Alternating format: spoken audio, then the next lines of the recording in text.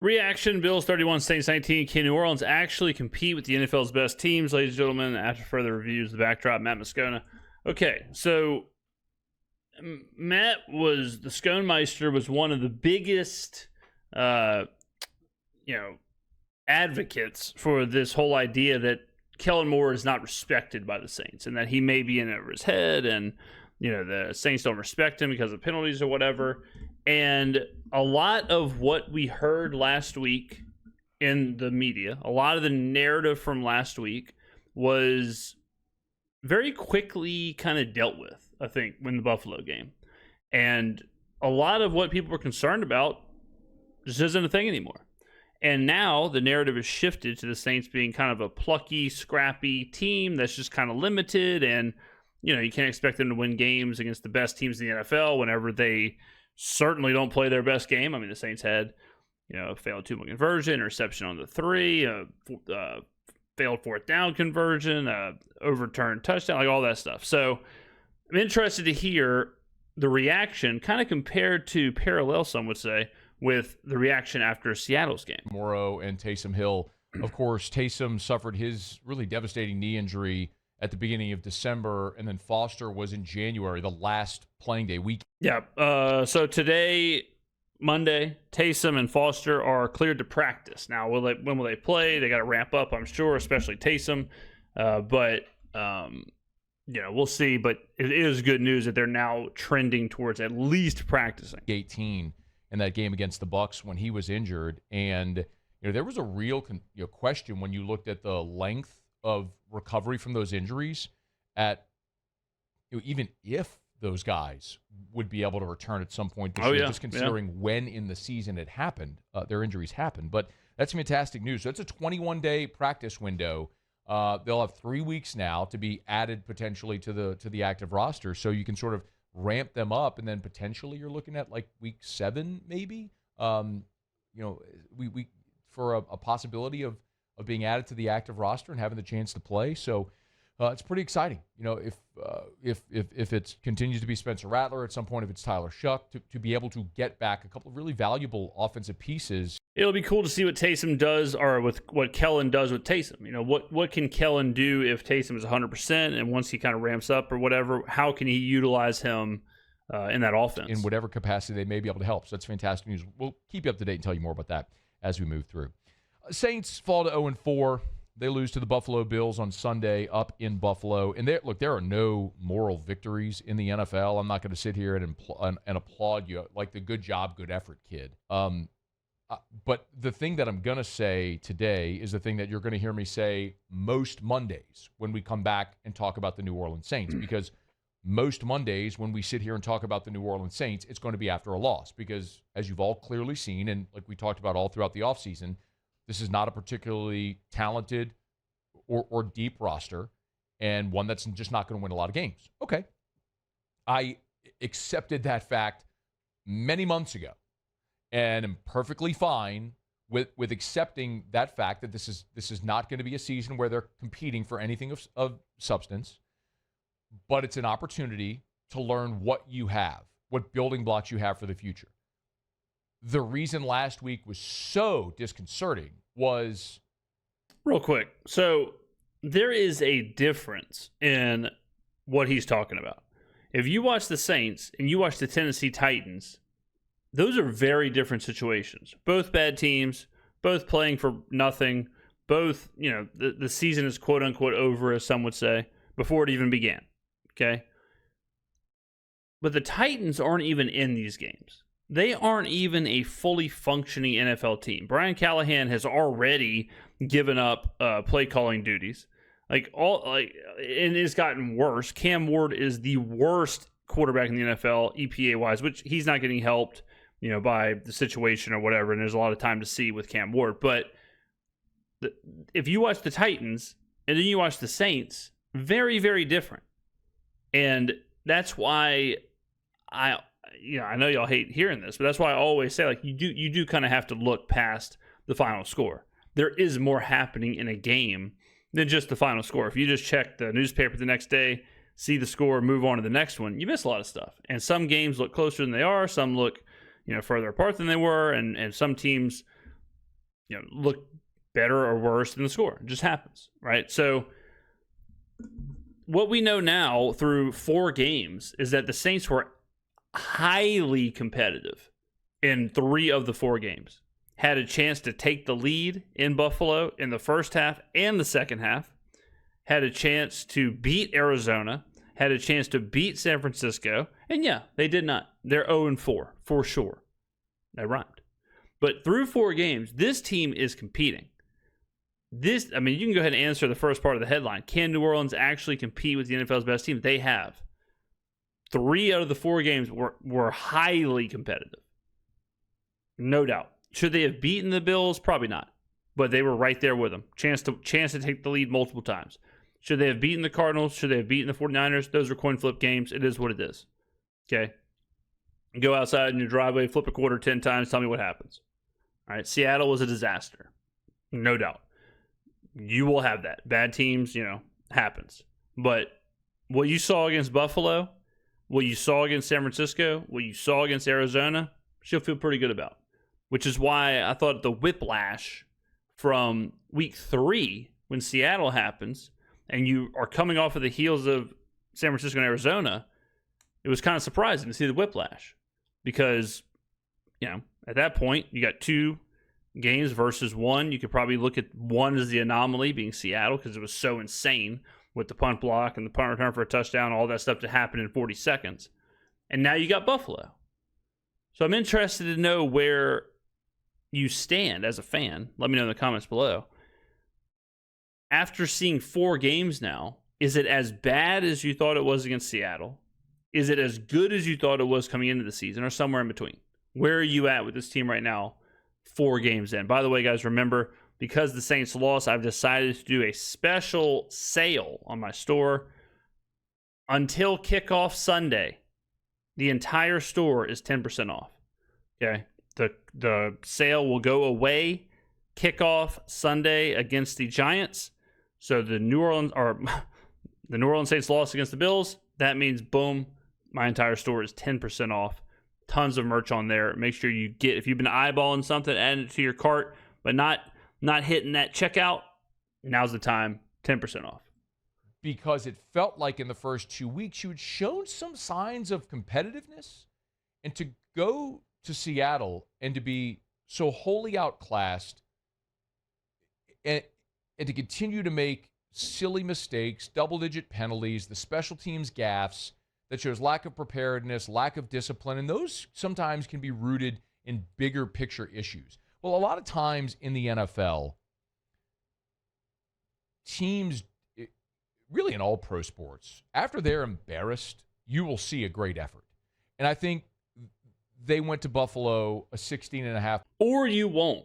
Sometimes after getting embarrassed like that, it can fracture a team, and it can fracture a locker room, and it can fracture, the effort and all that stuff. And we did wonder, okay, well, now it's time. How is Kellen Moore going to galvanize this locker room? How is Kellen Moore going to kind of navigate these murky waters? And he certainly did. To go from Seattle back to New Orleans and then go to Buffalo and clean up the entire operation like they did, to clean up the whole thing, game plan for Josh Allen and the Bills, I think it was pretty impressive. Point underdog, and gave themselves a shot. And maybe more than anything, it was encouraging because they played well after the awful showing against Seattle, and most importantly, they sort of reversed some of those ugly trends. For example, the penalties. After having double-digit penalties a week ago, only 4 penalties in this game. Now, it feels odd applauding pros for only committing 4. Like, good job, you didn't commit double-digit penalties, but there has to be progress. And so you saw some of that. And if you're just looking at the game itself, at the 9:01 mark of the fourth quarter, Spencer Rattler threw a pass to Brandon Cooks, which is initially ruled a touchdown. Yeah, this is for the lead. Now, it was overturned, and he was open, and Rattler missed him. A better throw, it's a touchdown. But if that stands, the New Orleans Saints would be leading the Buffalo Bills in Buffalo at the 9-minute mark of that game. That's pretty remarkable. Now, the Bills committed their first turnover of the season. The Bills committed 11 penalties. Well, you could also say the Saints forced the Bills to commit the first turnover. The Bills did have 11 penalties. Is Sean McDermott on the hot seat? Do the Bills hate Sean McDermott? Confirmed. Questions had to be asked. And they still scored 31 points and beat you by a dozen because the Bills are awesome. Yeah, they might Bills. be the best team in the NFL. Like, think about what I just said. They played, by their standard, a pretty terrible football game and still scored 31 and beat you by a dozen. Now, this part is more evidence for what we say about how every win is not the same win. The Philadelphia Eagles are 4-0. They have maybe the 4 ugliest wins you can possibly have. Outgained in every single game. That's insane. They were outgained in every game and they're 4-0. And look at who they beat, right? Look at the teams. Really good teams. Maybe the most amazing stat line I've ever seen, but the Philadelphia Eagles beat the Buccaneers this past weekend. They did not complete a pass in the entire second half. Sometimes you win ugly. Sometimes you win pretty. Sometimes you put up, 30-something points. Sometimes, you do it through the air. Sometimes you do it through the ground. Every game is different, for sure. And when you have uber talented rosters like Philadelphia, Buffalo, some of these teams, sometimes you do just fall into 28 points, 30 points, whatever. And Josh Allen, during this Saints game, there were moments where Josh Allen went full on Super Saiyan 3 Josh Allen. And it's impressive to watch, and it's insane to watch. 100%. He is a different freaking level. Absolutely. Different freaking level. But it is interesting to see you have a game, you have games like the Dallas and Green Bay game where it's just an offensive shootout and all that stuff. And then you've got the Philadelphia game where they don't even complete a pass. Crazy. And the Bucs are really good. The Bucs are a team where it's like, they could certainly win the NFC. For sure. They could certainly win the NFC South. Good team. It's all right, we'll beat you without completing a pass. It's like, damn. They're really good. So this is less about Buffalo, and it's more about the Saints. After falling down 7-0 and feeling like, here we go again, what an opening drive for New Orleans. The 18-yard touchdown run by Kendre Miller. Kendre Miller continues to be a real pleasant surprise.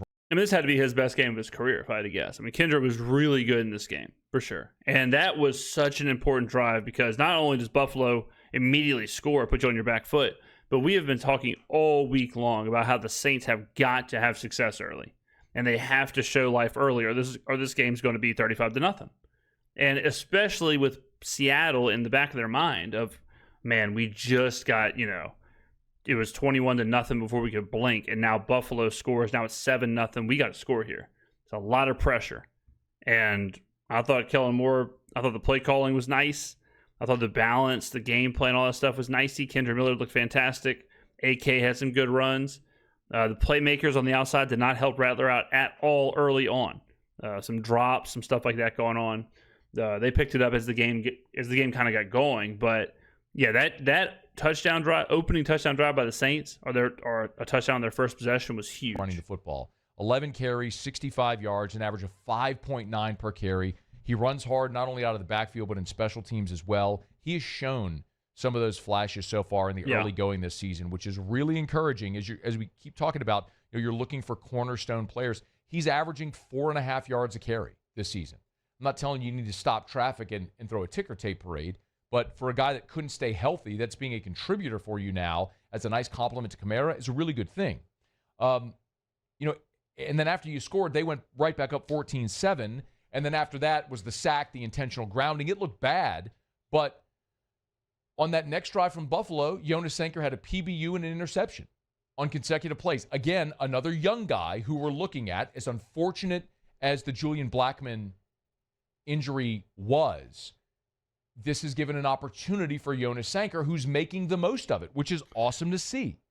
I've told this story a million times, and it's the 2017 Saints lose their first 2 games, one on the road against the Buccaneers, the next one at home against the Patriots, get embarrassed by the Patriots. In the first quarter, they were down, I believe, 21-3 to Tom Brady and the Patriots. In that game, Adrian Peterson is getting a bulk of the carries. And after that game, This is after 3 consecutive 7-9 seasons from Sean Payton and Drew Brees. At that time, the sentiment was, okay, this has run its course. Get Brees out of there, get Payton out of there. The team sucks. The team needs new energy, needs new culture. Right? A lot of the players from the previous successful era were gone, and they were kind of rudderless. And it seemed like Sean Payton's system and vision wasn't a thing anymore. That was me trying to find the boogeyman. I always talk about that. As a fan, it's easy to try and find the boogeyman. Who is it? Is it Brandon Staley? Is it Chris Olave? Is it Kool-Aid McKinstry? Who is it? Who do we need to release? Who do we need to trade? Who do we need to fire? Because if we fire, cut, or trade that player or coach, boom, immediately we'll fix it and we'll win 10 games. Sometimes there isn't a boogeyman. In 2017, there wasn't a boogeyman. It wasn't Sean Payton. It wasn't Drew Brees. Okay? The answer was, it's time to kind of turn the page and shift some things around and hand the keys over to the young guys. In the next game, Alvin Kamara all of a sudden starts getting a bulk of the carries with Mark Ingram, not Adrian Peterson. All of a sudden, Michael Thomas emerges. All of a sudden, Marshawn Lattimore emerges. All of a sudden, the Saints rattle off like 10 straight wins. And then the next year, best Saints team in history, the 2018 team that lost in the NFC title game. I'm not saying Kendra Miller is Alvin Kamara. I'm not saying, Jonas Sanker is a Hall of Famer. I'm not saying these guys are that. But I have a sneaky feeling that is the answer. The answer of how can the Saints be better and how can they be competitive and how can they be relevant or whatever is not fire Kellen Moore. It's not fire Brandon Staley. It's not trade Kool-Aid. It's not get a 6th-round pick for DeMario Davis. It's let's see what Quincy Riley can do, Jonas Sanker can do, Kendra Miller can do. Let's see what these guys can do. That doesn't mean trade Alvin Kamara, but let's see if this injection of the youthful players, if that can kickstart something and we can build on that. The New York Giants are doing that right now. The New York Giants 2 weeks ago had Russell Wilson at quarterback, Tyrone Tracy at running back. I think Tyrone Tracy's awesome. How different are the New York Giants right now today with Jackson Dart and Cam Skattebo and Abdul Carter on the defensive line? And Jackson Dart didn't box score is a little misleading in that game. We'll talk about that later this week for sure. But it's not like Jackson Dart went through for 700 yards. And he got the win. All good. Did some great things on the ground. For sure. But they just feel different.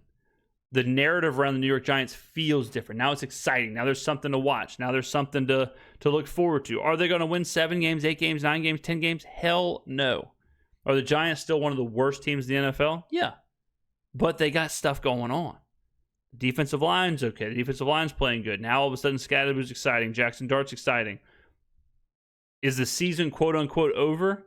Are you going to see headlines in New York? Giants lose another game, season's over. No. Because they're building something. Right? That's what the Saints need. Saints need to turn it over to these young guys and start wrinkling, bringing them in and kind of layering them in here and there. Kendra Miller in this game right here was the best running back we had. Does that mean you go away from Alvin Kamara? No. But it shows that Kendra Miller is, okay, he's part of this thing moving forward. So you're seeing a young guy who looks like a starting caliber player in the NFL, which is fantastic. Look, Pete Werner dropped an interception on the next drive, which could have set you up in a good spot. Special teams were improved. Kai Kroger hit a punt. You downed at the 1 yard line.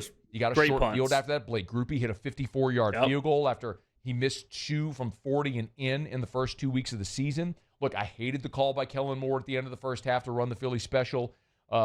It's 14-10. I know you're saying it's easy to say in hindsight. No. Circumstances matter. I'm going to take the points guy. Like, it's a 14-10 game, minimum 3 points there. By the way, at that point, you were also rushing the ball for nearly 6 yards a carry. It was third down. I think Kellen, look, I'm not defending the play. It is what it is. It didn't work, interception, whatever. But I think what Kellen's logic is exactly what Matt is saying here. I think Kellen's logic is, if this play does not work, we'll just kick a field goal. And we're fine with the points. You can't plan for or play for field goals against Buffalo, especially if you're 0-3 and, whatever. But I think his line of thinking is they know we're running the football well. If there was ever a time to try a trick play, it's now. And if it doesn't work, Chris Olave will throw it away, or he'll just tuck it and run, or he'll whatever. I guarantee you the conversation of this is, if Spencer's open, throw it. If not, get down or kill the play. And didn't happen, right? Olave, horrific execution where he lobs it up, a straight up lollipop, straight up in the air, and never had a chance. But I have a feeling Kellen's line of thinking was, this is either going to be catch him by surprise and we score, or we kick the field goal. Whatever. Let's try it now. There's no way he ever would have thought, or Chris should have thrown that ball. So go for it. Run it twice. They haven't shown the ability to stop you. Run it twice. And if you don't, and you end up kicking the field goal, great. It's 14-13, and you're getting the ball to start the second half. And you could go kick a field goal, take the lead, flip the pressure on them. I hated the call. Way too risky in that situation, considering Olave doesn't normally throw, and you only let that pass go if it's wide open and it. Exactly. That's the thing. It's like, I don't think Kellen ever expected. I mean, this is not a play. I know it seems risky because of how it all played out, but this is one of those plays where it's like, if it's not open, you don't throw it. Thus, in a way, it's not really risky. In a way, it's like, look, you just eat it. Just eat the play, run around a little bit, go forward. Like all of a sudden, then it just turns into a jet sweep. Like whatever, wasted play, But worst case scenario happened and wasn't, and whatever. But But look, I'm never going to say it was a bad decision to take a risk when you're a 17-point underdog or a 15.5-point underdog. You're an 0-3 team on the road at Buffalo. I'm never going to be like, no. Do 2 fullback dives and kick a field goal. So take a risk. Fine. Doesn't work? Sure. Kick an onside kick out of the halftime of the Super Bowl. Is it risky? You're playing Peyton Manning. You want to give him good field position? Come right out of the half, kick the onside kick? Whatever. Risk it. You're the underdog. Sometimes take a chance. Didn't work? Okay. If it does work, everyone loves it. All right? It's just kind of the nature of those kind of plays, those kind of decisions. But I like that Kellen Moore, I like that after the Seattle game, when he's getting all this heat and all this pressure and all this stuff and this, I'm sure he ain't happy about this. He's seeing everything, in the news and in the media, whatever else. I like that he said, you know what? I'm letting her rip. I'm calling the damn Philly special. It would have been really easy after that Seattle loss and that week to say, I'm not calling the Philly special. People in New Orleans hate me right now. I'm running fullback dive. Jumbo package, fullback dive, safest possible play. 1 yard, kick a field goal. Who cares? Get me out of here. I like that fearlessness that he said, nah, we'll let it rip. Great response after falling down 21-10. You put together an 11-play, 65-yard touchdown drive. 7 of the 11 plays were running. You ran it right at Buffalo. It was a huge part of this game. You ran the ball 34 times for 189 yards, 5.6 yards per carry. It looked great having your starting offensive line out there and your ability to run the ball with Kamara and Kendre Miller. Like, you can build on that. We talked about it during the week leading up to this game that, we had faced the 3rd, 7th, and 9th run defenses in the NFL. And now you face the 29th in the Bills, which is probably worse now. And things change a little bit, right? It's like, well, what the Saints want to do. They don't want Spencer Rattler throwing the ball 50-something times a game. They want to run the football, be balanced. We know that. We know how Kellen Moore wants to operate. Well, when you're playing the 3rd, 7th, and 9th run defense and you get behind in a game, you can't do that. And now all of a sudden, you're doing something you don't want to do. And, see how that plays out. So there's a lot that went into the running game being successful in this game. Certainly the fact that we have our starting line out there, which always helps. What doesn't help when you're playing the 3rd, 7th, and 9th run defenses when you also have your backup linemen. Sanker and Miller, obviously we talked about. Only 4 penalties. The special teams were better, with the exception of Blake Grupe on the kickoff after you pulled within 2. And then Blake Grupe, oh my God, mishitting on the kickoff and giving them the ball at the 44 plays later there in the end zone. And then, Josh Allen called game after that. But there was real opportunity. Carl Granderson, a stop on 4th and 2 that gave you the ball near midfield. Huge. Like, you made some big plays in big moments and showed you could compete with a team that's maybe the best in the NFL. Yeah. So, again, I'm not sitting here trying to tell you that there's a moral victory because you played hard. They're pros. They should play hard. But I'm trying to keep realistic expectations in check for this season. And when I look at realistic expectations, I look at the Saints hosting the Giants this week and going, Jackson Dart coming into New Orleans. I know they won against the Chargers, but like now they're without Malik Neighbors and rookie quarterback first road start. Saints coming home. Like, you can win that game. Well, Vegas thinks so too, because the Saints opened up plus 2.5 point underdogs, and money has poured in on the Saints all the way to where the Saints are now minus 1.5. That is huge news for the Saints. That is very good news for the Saints. You know who that happened to last week? The Falcons. The Falcons got beat 30-0 by the Panthers. They were like 2-point dogs against the Commanders. Money poured in on the Falcons. They flipped to the favorite. They beat Washington, no problem. There you go. So great news for the Saints. Look, the Saints can win the game on Sunday. I might pick them to win, actually, on Sunday. And you can look at those opportunities that if they play like this, will be there against teams that aren't the Buffalo Bills playing in Buffalo. Yeah. So after playing in Seattle, I'm encouraged. I'm encouraged after Sunday. I didn't expect them to win. I don't think anybody did. I'm not like fist pumping because they covered a 16.5-point spread. Well, cashing tickets is what it's all about. So, but this is more at this point about, are we seeing growth and development and progress with this organization, with this coaching staff, with the young guys on the roster? And it's hard to look at Sunday and argue to the contrary. By the way, Cam Jordan also got his 124th career sack. Just as a tidbit, I tweeted this as well. If you look at the official sacks, which have been kept as an official stat since 1982, basically 125 sacks is the benchmark. If you get to 125 sacks, you're going to be in the Hall of Fame. So Cam is 1 sack away from basically solidifying himself as a gold jacket status. So would love to see him keep ticking that up to leave no doubt. But that's something fun, maybe a little layer within the season to watch for the New Orleans Saints. So this went exactly how I thought it would. So this is what I want to end with, guys. Last week after the Seahawks, and we talked about this on stream. We've talked about this in multiple videos. I could not believe the commentary coming out that Kellen Moore might be in over his head. Kellen Moore has lost the locker room. The players don't respect Kellen Moore because of some penalties. The team isn't prepared. The like all that. The whiplash, like when you have a week of commentary and that kind of analysis, it makes you all of a sudden have to answer all these questions that shouldn't even be they shouldn't even be out there. The questions of, does this team respect Kellen Moore? The questions of, is this team playing hard? The questions of, is this team fighting?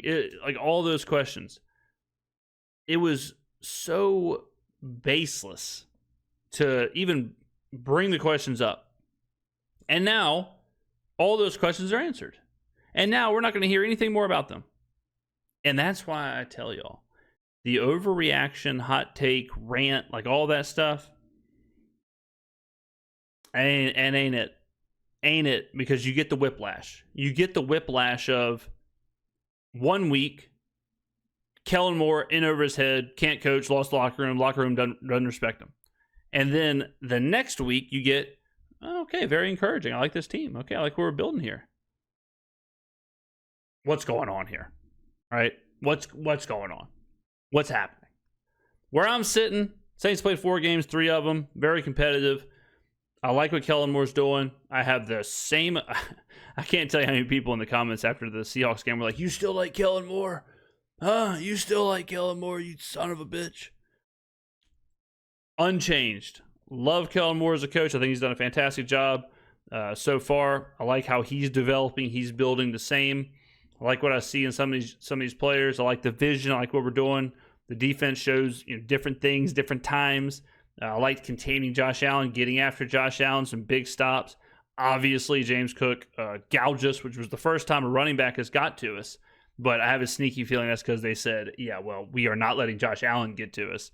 And James Cook does. But, it's 1 week at a time, one game at a time. We do the analysis. We do it all. We're on to New York. I like our chances in the Dome this weekend. I'll tell you that right now. I like our chances, ladies and gentlemen. All right. This video came out late. Sorry, my apologies. Schedule was crazy today. It'd be like that. It'd be like that in the season for sure. Merch has been, I did a shipment today. Again, store 10% off for the next week until kickoff against the Giants. So get in there. All right, ladies and gentlemen, thank you for watching. I will see you in the next video.